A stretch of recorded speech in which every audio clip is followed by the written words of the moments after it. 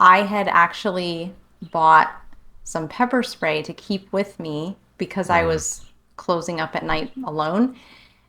And the one night it was actually dark when I left, and I was locking the door and accidentally sprayed myself face with pepper spray. And it hurts. It does not feel good.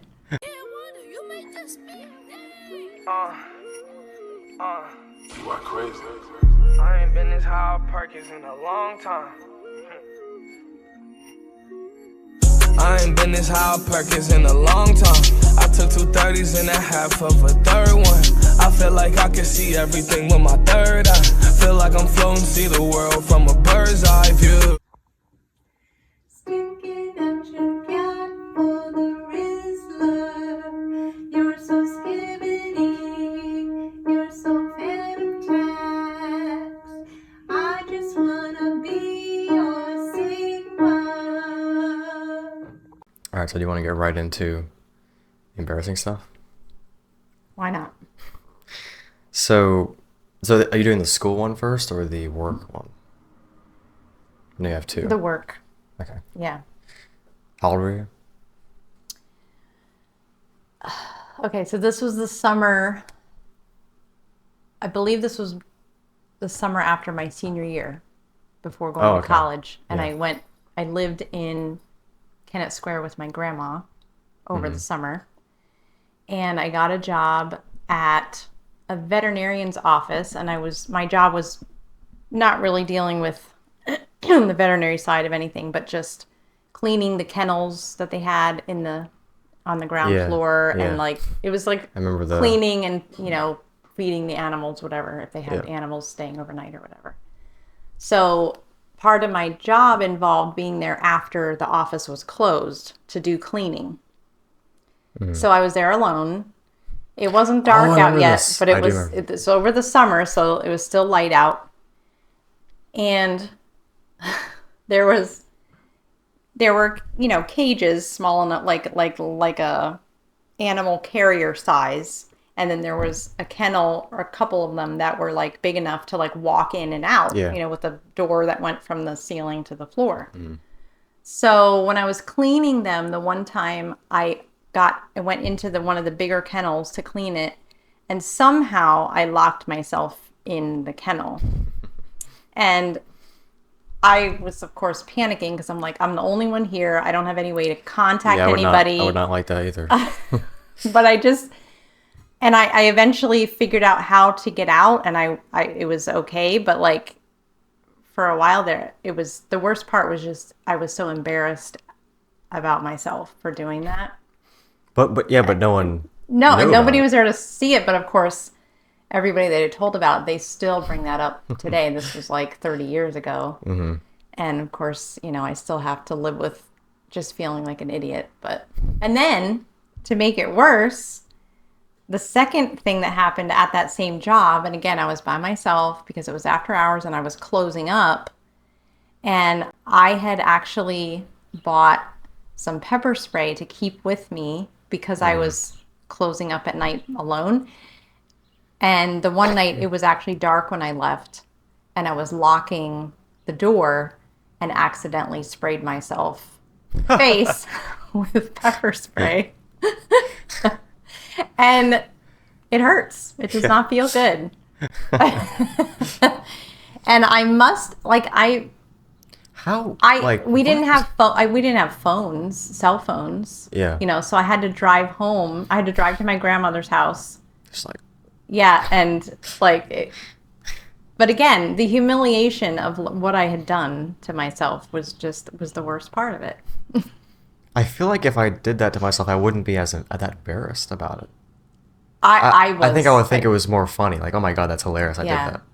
I don't know. I still even feel the stupid. Even the kennel with the kennel thing. If there were people there, I would have felt really embarrassed. But then if there was no one there, I feel like I would have just laughed about it.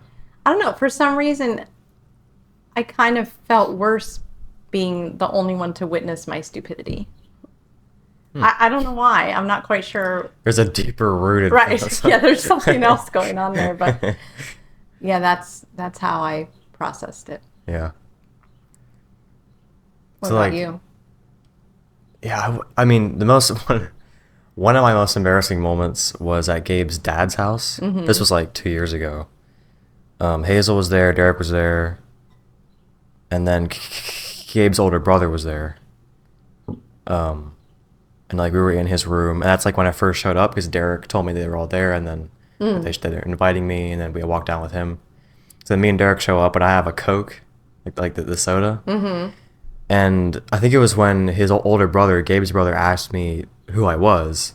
I was about to say, who I was, and I took a sip first, and then started choking on it. And I thought I was actually gonna like throw up. I thought I couldn't breathe for a second. Yeah. It's like I almost like grabbed Derek, and I was like, oh shit, and I had to go out to the hallway. Right. And then it was fine. Oh yeah. Like I thought I was gonna actually throw up, and I thought I couldn't breathe. So, thankfully, people like I've talked to them about it, and they don't really remember it that much. Yeah. Like I told Gabe, like I remember when I choked on the Coke. He's like, I never thought about that. So Yeah. it probably isn't that embarrassing looking back, but I just remember it. Well, that's the thing. No, it was embarrassing.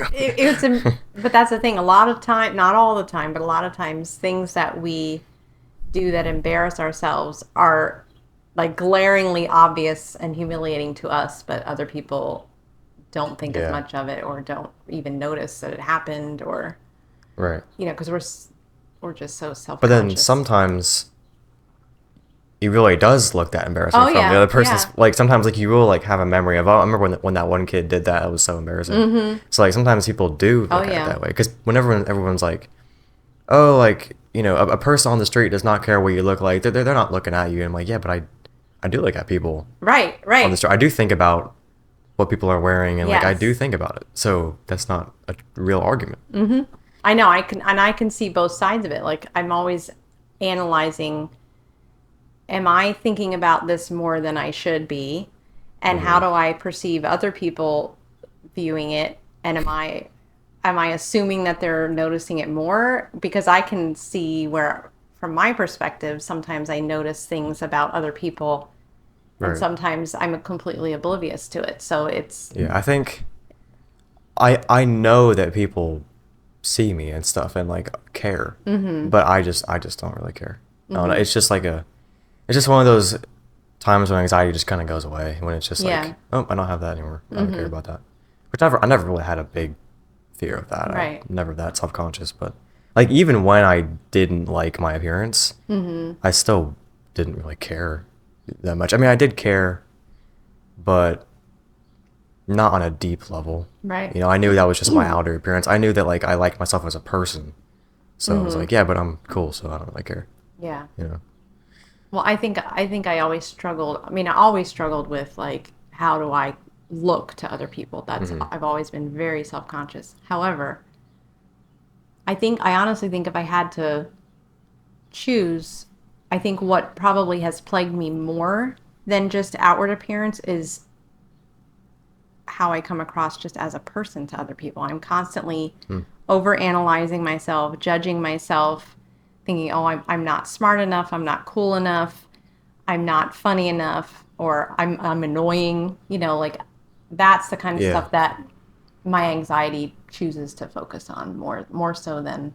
That's weird, because like people usually like you. You know what I mean? Oh, like I know, you're very I likable. know, and I think that way about other people that I know are self-conscious too. It's just. But it's because the weird thing is sometimes the person is annoying, and like and you'll hear them right. say, "Oh and then my you're god," like, oh, am I like that? and you'll hear them say like, "Oh, I'm so annoying. I'm so worried about." And you're like, "No, Right. no, you're not annoying." It's like, I know what you mean, but Oh. you can't say that to them. But then and then other times they actually aren't annoying at all. Right. And it's like, what? How are you self-conscious about it? Exactly. Yeah. Same thing with it being attractive. Sometimes Right. it's like, no, don't, no. Yeah. Because like you kind of do see them in a different light because you know them. You think they're more attractive because you know them, but you kind of know what they always point out like an insecurity that you're like, oh, you did notice that. Okay, yeah, and Yep. like I kind of am validating your insecurity, but I'm not gonna say that. Right, You know right. what I mean? So, And the things that we tend to be most aware of in ourselves, other people are not nearly as aware of those things. whether it's physical characteristics or personality. It's just, it's I feel like sometimes they are though. Like it's very back and forth. It's very it's not consistent, both I guess. sides. Yeah. And for the record, I was not referencing anyone specific about appearance. Well, going back to the embarrassing moments thing, there is one that's always stuck with me because it was embarrassing for me, but I embarrassed somebody else. And that's, again, one of those things that comes up and rears its ugly head anytime I'm questioning myself as a person and, like, you know, how... Yeah.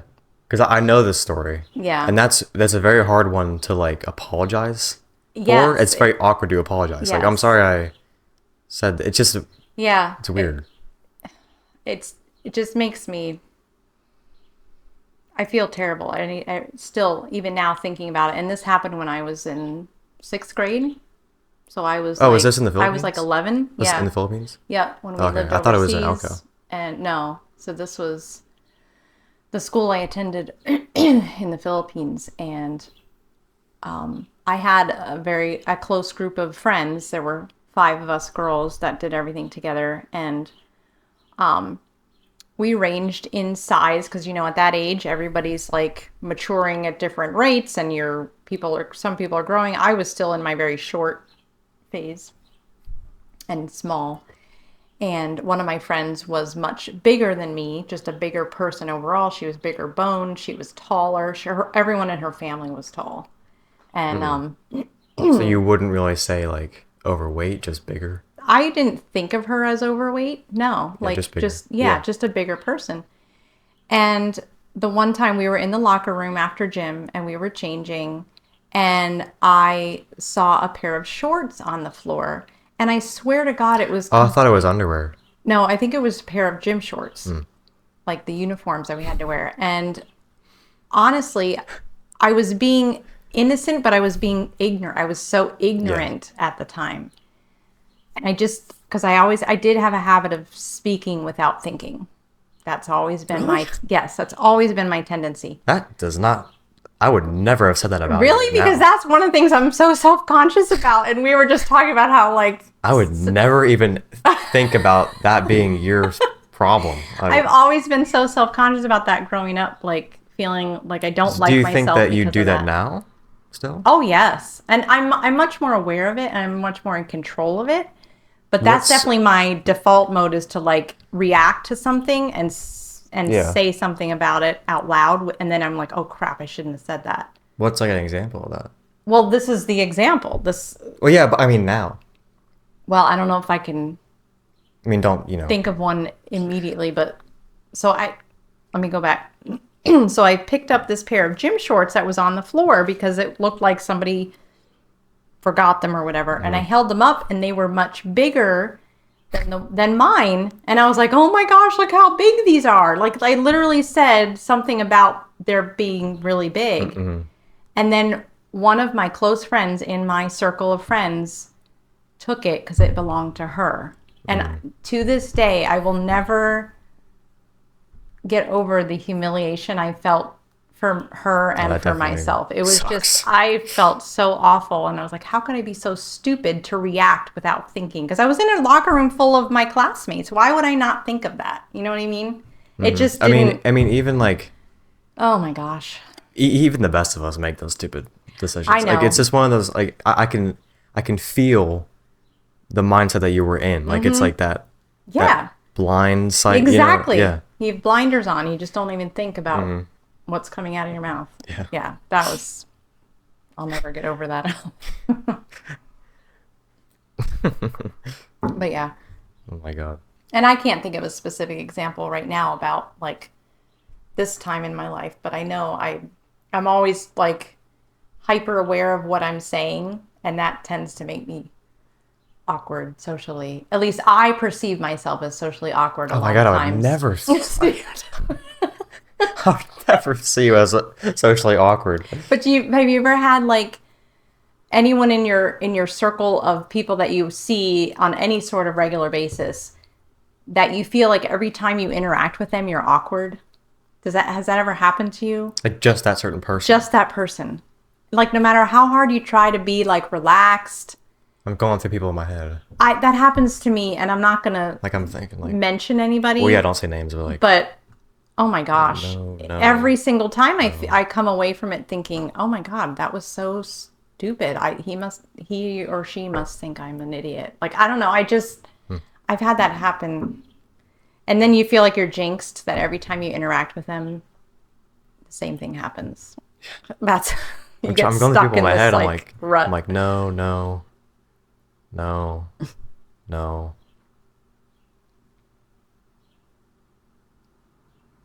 I mean, I know what you mean, but I can't think of a person right now. Well, that's good. Hopefully you yeah, haven't I mean, had that I experience. have it more with men though, not adult men, like people my age. Yeah. But like, for some reason, it's so much easier for me to talk to girls. Usually, teenage boys are always like, I can't talk to girls, Right, but like, right. it's the opposite for me. Well, like around guys, I feel like I have to be. You're putting on a show, and you can't like be fully yourself. And with Yeah. my close guy friends, it's like totally different. It's totally comfortable because they really know me, and like Yeah. I can be Right. act however I want. But with like guys I don't know as well, especially especially if they're a little bit older than me, I do Oh, yeah. I do not like that. I've always sensed Yeah. that about you. Yeah, I can still have fun, definitely, but like I Like, your guard can't is kind of connect with the same level. And it's like at the end of it, I'm kind of like, okay, I'm done with people. Like Right. it's energy, using Yes. energy. Yes. Yeah. That's kind of the opposite for me because I traditionally like the traditional Like you thing easier for you to for- talk to girls. yes the same because gender. Okay. growing up I was very socially sheltered and I was in a generation where traditionally girls aren't really there's just a weirdness around girls and guys Yeah. socially that I feel like that's gone there away. isn't. Yeah. Yeah. Oh, it's much different today. Which is really good. Yeah. Really good to see that. I'm talking like I'm 80, but like No, I agree it's with you. true. Like I there's think been- it's I can yeah. see that there's been a shift, Yeah. you know, socially speaking. I wonder why that is. I don't know. It's very strange. And Well, good. it's probably because gender roles have shifted too. Like women are much more independent nowadays, and they can relate to a guy more. Right. Same, and vice Right. versa. Mm-hmm. Yeah. yeah, Yeah. That's definitely good though. it is positive. Yeah. But I still feel, like I said, I still feel stuck sometimes in that mindset that I had growing up of like not knowing how to talk to guys and feel like natural with them. It's different if like your dad and I are together with another man or another couple. That's much different than if it's just me and another man Like just you and a male interacting. friend. Or just anybody within my circle of people that I know and interact with, whether it's on a professional basis or a personal basis. Even like family too. a little bit. 'Cause I definitely have the same thing with family. It's Yes, same family I still and struggle friends. with that with Yeah. family, which, yeah, I know I overthink. But around things. dad, I'm completely comfortable. Oh, Like, that's well, yeah, I live with him, but like with the exception of that. right, Yeah. right, Yeah. yeah. And like I love all the men in my family. Like a Oh, lot. yeah, me You know, I too. really like hanging out with them, but it's just that little bit of like I'm like Yes, that edge tense. of anxiety. You know what I mean? I don't know if it's like, well, I guess it's anxiety. It but is. It's a form of anxiety. like, how have you noticed that with me? Because you said that you see that in me.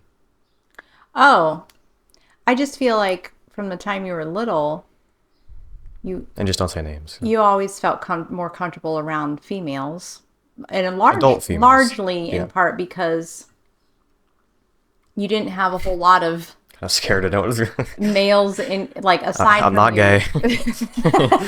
You always like to wear the Right. women's dresses and the... For one thing, you and Micah grew up without, like within family circles, not having other kids to play with. So you got very used to But- being with adults all the time. But my only friends as a young kid were guys. I never had any female friends as a young kid. Right. So then you also get to go with that. Yeah. Yeah. And back then, around my friends as a kid, I wasn't uncomfortable. Even though they were guys. Yeah. But because I was younger. But there was a point where you started to hang out like you always had guy friends, but they tended to always be younger than you. Like you're Yes. typically the oldest I in really your like circle. having kids. That sounds so bad. I like when my Hanging friends out are with younger. the young kids. But I like when they're like a year younger than me because most Right. of my friends are like just a year younger. Yes. And I really like I really like that age gap because like I'm Yeah. not that much older than them. Mm-hmm. Where we're like I can't like get on the same page and stuff. But I had that little bit of edge of like I can kind of like show you the way. It's kind of Right, fun to be like, right. oh yeah, like Yeah. this is what getting a job like. So getting your license is like. Yeah. But they still can get on my level of maturity, Right. you know. And I like it with all ages too. But Mm-hmm. you know, yeah. Yeah, I've definitely noticed that. Because you're right, you didn't really have girlfriends that much growing up. It was mostly Like, boys. none until like Andrea and Haley were over at Hazel's a lot when I was like 14, like 13, 14. Right. That's when I started hanging out with them, with Hazel, and then met Gabe the next year, and then Eva, Yeah. and yeah. So like, But going back to the family thing, like always being around adults, you would always opt to hang out with the women. Like Yeah. when we would, in a that, family that's setting. honestly, I mean, obviously it is because of being comfortable, but also because of the conversation. Right. What the hell am I gonna talk about with the guys? Like, Right, especially because you're not traditionally minded when it comes to a lot of the things that men, especially around here, are interested men. in. My dad's side of the family are interested, right. which again, they're super cool. I'm not Wonderful not talking people. about Right, negative, just but it's just not aligning. I'm not so gonna much talk in about that. interests, Like I'm not gonna right. sit. Yeah, and I definitely don't feel comfortable like myself talking a lot during the conversation with them. Like I'm not gonna do that. You know. So yeah, but the females like it's just so much more enjoyable. And I think it's also because I'm more emotional as a guy. You know, Right. Well, you're very in touch with your emotions. Your Yeah. emotional intelligence is very so high. gay. But it's But no, yeah, everybody has a level of emotional I'm not intelligence. embarrassed by it. Right. And the higher it is, the the more grounded you're going to be. Yeah. Yeah. And Yeah. I've always been glad for you about that. And Yeah. you're right. And then it does make it easier to relate to women sometimes. 100%. Like Yeah. if I ever have a roommate, it would be so nice if it was a girl. I don't even care if they're annoying, or like I just want it to be a girl because you always relax then. Even if they're hot, I think I would still be able to chill Sexual tension. because I can deal with that very well. What does that mean exactly, I have a lot of Marcus? experience with sexual tension. Because I'm very controlled with it. I'm not gonna like act out and do something Right. stupid. You're very respectful. Yeah. And And respect boundaries. I know my place. I know how to handle myself like Yeah. that. Absolutely. But yeah, like sexual tension doesn't get in the way of my connection with the person. Right. That's what I'm saying. Well said. Yes. Yeah. I agree. And like even with like a girlfriend or like a partner figure or just a girl I'm like talking to like that. I mean, obviously I'm less comfortable there because I'm more nervous because like stuff weighs on this. Like this is important. Right. But I'd still rather hang out with them than like, you know, Yeah. Just like how a group of older guys. your sister tends to be more comfortable around guys. That Well, you that often definitely see that. changed. That was not how it used to be Right. at all. Well, That was really not how it used to but be. but I do feel like she always struggled to find friends that she felt she could really relate to, other girls. She did Yeah. struggle with that. Yeah. Yeah. But you're right. And different phases at different ages. That's common. Yeah, definitely. Where do you think this anxiety stems from? With the embarrassment, the self-consciousness? Like, do you think it comes from school experiences? Because you went to the Philippines, like... Wait, 'cause, what do you mean talking specifically? about, like, when you're saying how you think that you're awkward in person and you're self-conscious about your personality Oh, and right. looks, and, like, where do you think... Because I feel like there is something unnatural about it. You know what I mean? Like, Yeah. everyone has that. Right. But it's a different degree. Like, where do you think that stems from? It's really hard to say. I mean, I've always had self-esteem issues, which again are very common. Yeah, but that's- I'm yeah. not special. Like everybody has that to some extent. Well, but But in terms of questioning like my how likable, I think that's what it comes down to. Am I likable? And that's what I've yeah, struggled with the most. the need to be liked. I've heard of that a Yes, lot. yes. And if I know if anybody doesn't like me or I get the impression they don't like me, that I carry that really heavily. That really hurts me. And yeah. And I think it's because tensions that I had with my dad growing up. We were very similar in personality. Not expecting that. We butted heads a lot. We were so much alike. And I feel like because I've gone over this so much with like therapists and stuff. But I feel like the takeaway was always, I know I had never had a doubt in my mind that my dad loved me. Never Yeah. a question. But I always questioned if he liked me. That is And I think wow. it's because we butted heads so much. And so we tended to So cross the boundaries of like parent-child dynamic. You know how you see it all the time, parents and children acting like siblings. yes, but And because I feel like someone would say that we would do that, but it's so mature that it's not a problem how we would do that. right. And, But because usually when you say, oh yeah, that their parents act like their sibling, like that's a very immature style. right. And my you know. father was not immature by That's any why stretch. I'm confused. Is like But I think there was just something about our dynamic, specifically his and mine, that so was it because was it the same type of thing that me and you and me and dad have, where like we can talk like friends, but there's still the maturity there of like, you know, you're my parent. Yeah. Like, because I can't imagine him being. I mean, I never met him, but I can't imagine him being like that immature dad who's like, hey, let's just hang out and like, you know, whatever. no, he was like, I don't know how to describe it because I don't want anyone to have the impression that he was immature because he wasn't. Yeah. But I think he suffered abuse in his childhood. Oh, really? I From- didn't know that. Yes, from Wow. mostly verbal, but there was a little bit of physical. That's His I did not know dad that. got aggressive from time to time with him, at least by my standards.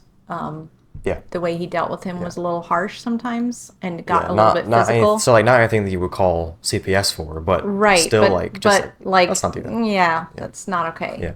Yeah. And so I know my dad had very severe self-esteem issues. And so I think when he and we would feed off each other and we would bicker and fight, and it would kind of cause him to regress to more of a childlike reaction. Right. That's just my Because I not the Yes. exact same thing, but I see that a lot in us with where we butt heads sometimes because we're so similar. yes. But what's different about us versus you and him that made it better, made our situation better? I think maybe just going through that as the child of my dad and learning maybe what to try to but like avoid what actually did you avoid? What actually did you change? with you. Yeah. I'm just trying to get a sense of like what this relationship was like with you and him, because I can compare it to ours, and then I want to know what's different about it. Because we already established he's not immature. Right. It's not the dad who, you know, No, not at all. doesn't really do anything and just wants to hang Oh out. gosh, no. Yeah. I don't know. I don't know how to answer that because You think there's a lack of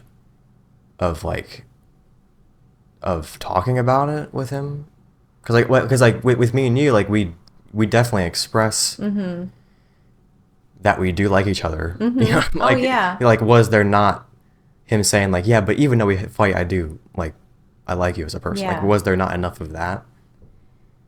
maybe like, and my memory is not good. My long-term memory, I do recall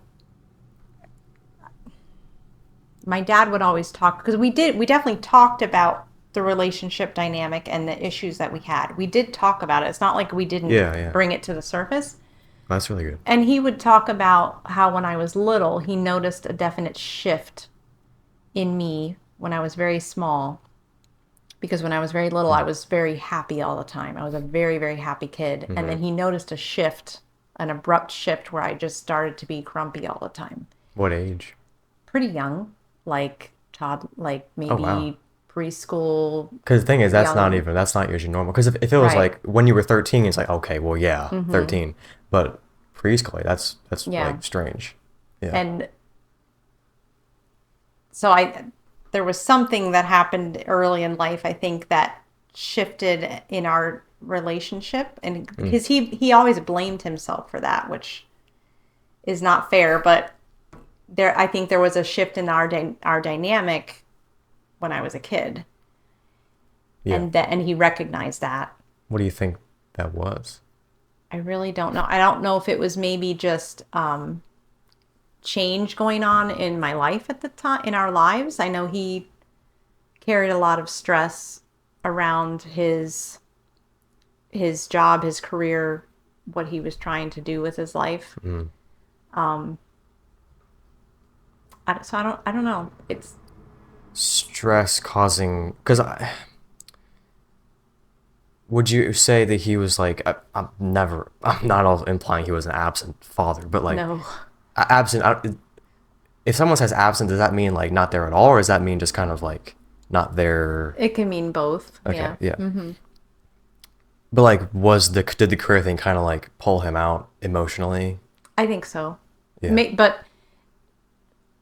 And yet our interactions tended to be very emotional. So where he would say that he failed was allowing his emotions to get involved every time. And I feel like I've always struggled with that with you and Micah. I've always had a hard time keeping my emotions and not letting them affect my interaction with you Right. both. Right. So I feel like I have done exactly what he did with me. I've done that with you guys. And I feel like I don't often know, think about that. But it's so much better because even though like I recognize the flaws you're talking about and like, but the fact that every time, you feel like you're out of line, you apologize, and like, because I feel like it's good to have, even though people are flawed, like everyone's flawed, even the best role model is flawed. Right. So to like see that and see them recognizing that and see how you can do it yourself, because I'm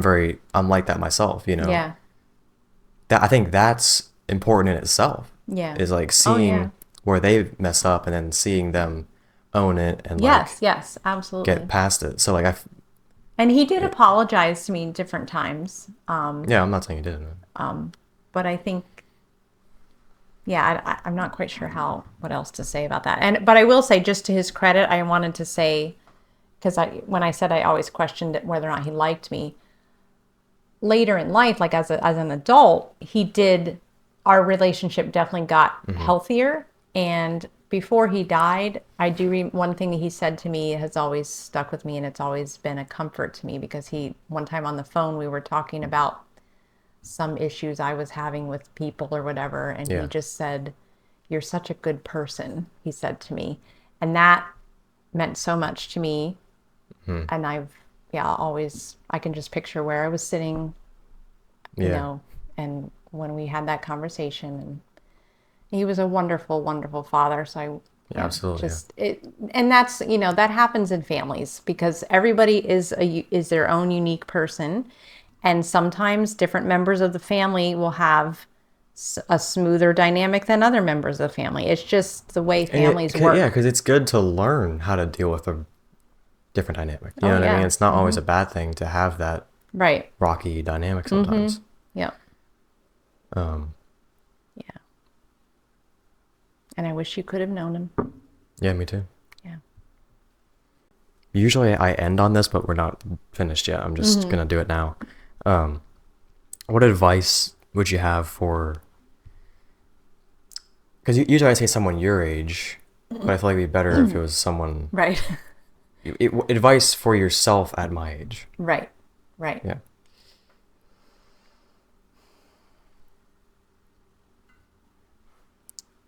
I think if I could say I have regrets, it would all center around fear of the unknown, fear of trying new things. Yes, I have that too.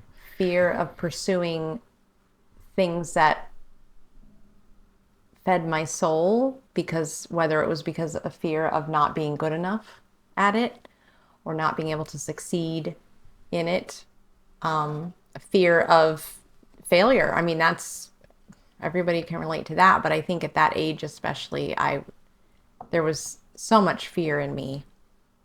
Yeah, I can relate to that. If I could go back, like I think about, was it Elizabeth Gilbert that said this? And if I'm hope I'm getting her name right. She wrote the book Eat, Pray, Love. Yeah. And I heard I don't remember if I heard it or read it, but she was talking about being like a butterfly, the way they don't stay in any one place too long. They flit around and they land in different places, and then they move on to something else. Yeah. And it was about about curiosity. Be curious and try things for the sake. If anything makes you curious, any type of job, any type of hobby, anything that sparks any amount of curiosity in you, go try it.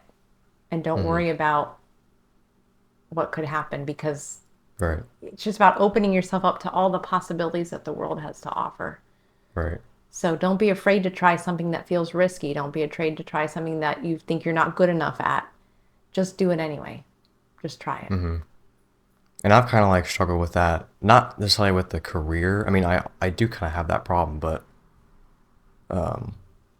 with more like personal relationship stuff, like try something that's risky, I kind of learned to not do that. Right. So then that's always like in my head of like, well, last time he said it would work out, but it didn't. So I don't have much faith that this time it'll work out. How do I explain that better? But yeah, like with personal relationships, trying things that are risky, it's not the same because it's involving somebody else. You know what I mean?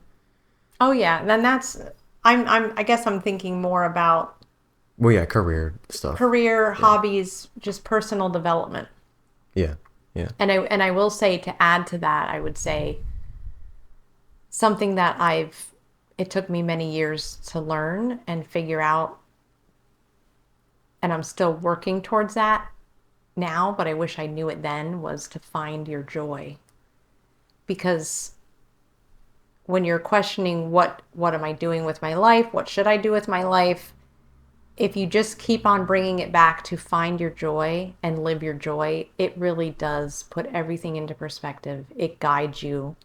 And it's the most fulfilling way to exist, is to live in your joy. Find what it is that feeds your soul and do that. Oh, yeah. And make that the priority in your life, you know? That's kind of like the most obvious thing ever to me, though. But it's not, because at least it wasn't for me at that age, because it was about like, what should I be doing? What path should I take? Like, I've always wanted to be in some kind of helping profession, but I tended to take that to the point of denying my own interests and saying, well, I should do this because it's actually going to help people. Whereas, yeah. you know, and that's always been my tendency. Whereas if we actually focus on what feeds our soul, like for me, it's music and animals. The universe does find a way for, like, if you're living your own joy and it's making you fulfilled and happy, it will automatically have positive repercussions on everyone around you. And that's the thing true. that I think so many of us don't really understand. It's always about the shoulds and the obligations and how to help other people. We don't realize that living in our own joy and our own passions, that is helping other people, because it automatically has a positive effect on the world. Yeah, like if everyone's job was what they're meant to do, Yes. it would be the most flawless society. It would. And I'm not saying that there's no room. There's always going to be things that need to be done in order to make society work. There's always the dirty jobs. There's the jobs that are really difficult. Like, you know, I work with kids with special needs, and there are teachers that I think are absolute angels But like, on this earth, because if that's your thing, then it works. Right. You know, it's And it's hard, but like you just kind of understand it. Like, yeah, but this is like my right. I have a love for it, and I can't But not then do the it. other side of that would be if you get burnt out, then you need to take a break. Don't keep pushing Oh yeah, yourself to definitely. do it just because you're worried about letting other people down. You need to feed you first in order to make a positive impact on everyone else, you know. Yeah, true. And True. that's, I think it all comes back to that. The Yeah. self-love and the self-fulfillment are just as important as the self-sacrifice. Right. Right. Yeah. So that's what I would say to myself 30 years ago. Yeah. Plus, you know, growing up in a religious, conservative environment, that is the other thing that's drilled Conservative? into you. Conservative, religiously conservative, politically Not conservative. politically? Oh, yes. Your parents? Oh, yeah. They used to be very politically conservative. That was a big shift. Oh, yeah. Yeah.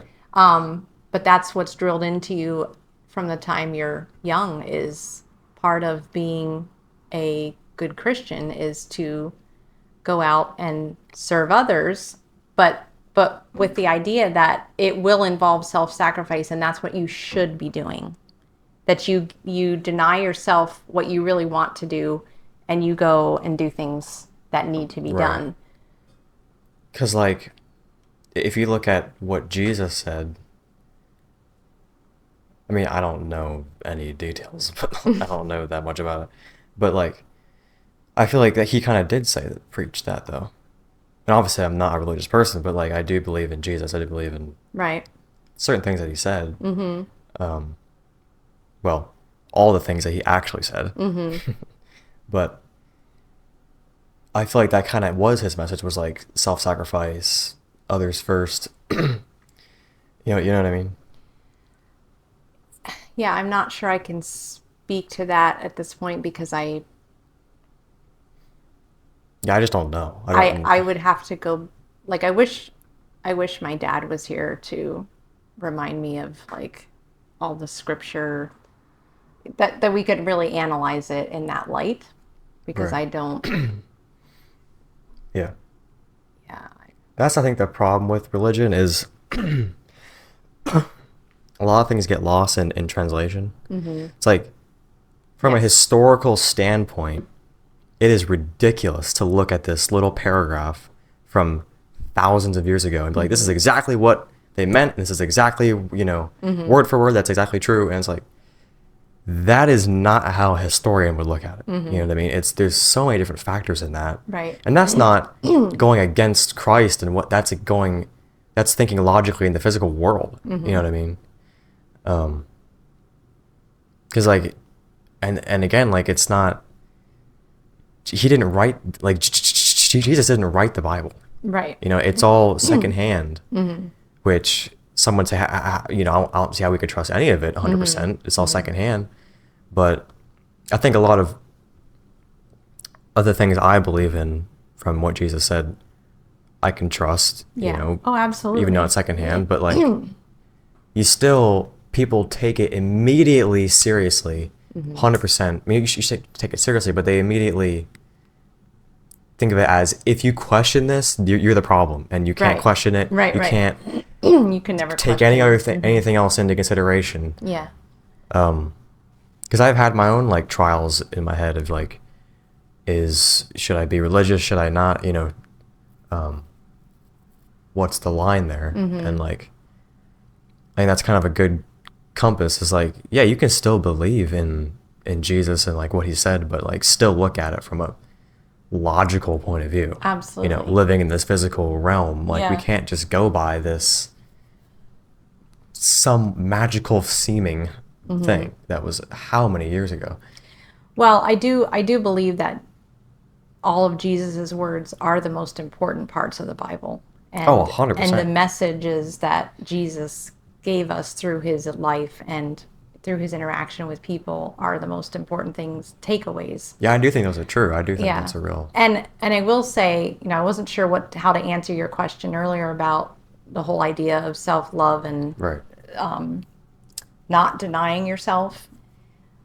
But one thing that came to mind was, well, Jesus's entire message was love, Yeah. plain and simple. And Jesus would get exhausted from going around teaching and always being surrounded by people that are trying to learn from him. And he would take time for himself. When he got overwhelmed, he would take time and he would go out in the desert and be alone and get refreshed. Just being Right. alone with himself. That's really important. And that speaks to the self-love aspect. Because if you can't take care of yourself, you can't take care of anyone else.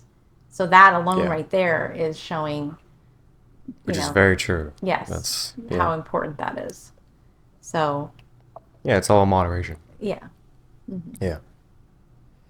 I mean, that definitely makes sense. and just the way that Jesus made such an effort and put so much energy into making sure that everybody was treated with respect and love. Even the people that were the social outcasts, the prostitutes, people that were looked down on culturally because they weren't part of, the Jewish culture, like people from different parts of the land there. It was all about everyone deserves respect and kindness. And again, that speaks to self-love. Right. Right. So you can't really separate the two, I guess is what I'm trying to say. Yeah. Yeah. No, yeah, that makes sense. Yeah. I was gonna ask, Or yeah, if you have a question. I know you obviously play music, but have you ever thought about making music? Like, you making your own? I've thought of that stuff? many times, and I've never had the confidence to try it. I feel like that's one of the ways I've denied myself my whole life, is not pursuing certain things like music to the extent that I feel like I would really enjoy, just because I'm all about obligation to, other things that need to be done or whatever. I definitely put that on the back burner. But yeah, I've never had the confidence to try that, whether it's just creating the music or creating lyrics. I've never made an effort to do that because I just didn't feel like I would do well at it. But did you ever have an idea for a melody or a line?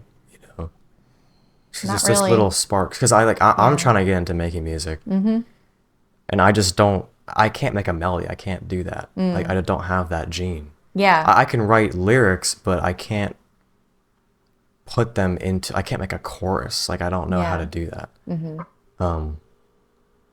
I can write a rap verse, or even a singing verse.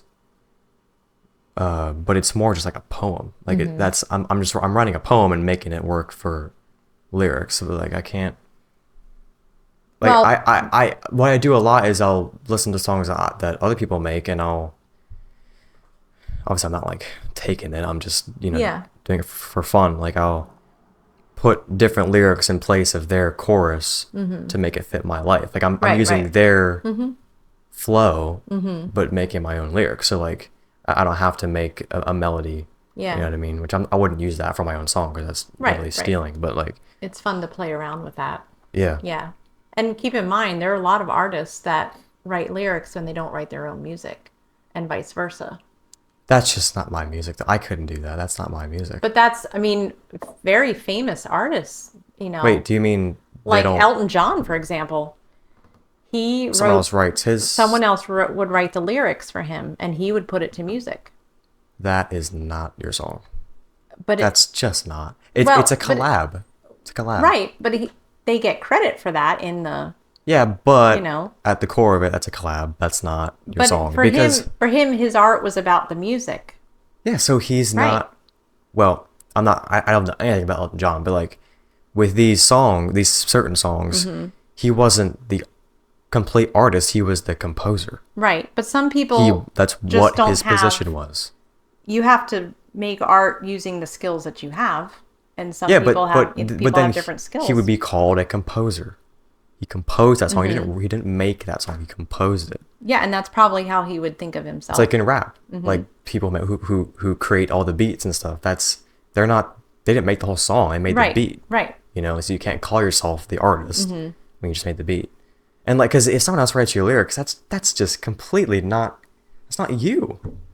You can't call that your song. Like that did not come from your head. How the hell is that going to be? Well, I don't know. I think How can that relate enough to you? That you feel like that's coming from you? Well, but the way you interpret the lyrics is how you write the music. The music is your interpretation of the lyrics. But it's what not it feels to you. your song. It's a collab. Like you composed it. That's your art. It's the composition. But the whole song is a collab. Right. He's known as the artist because he would perform it all. Right. And you're right. I think there's not enough credit given to people that are involved in making music that aren't the performers.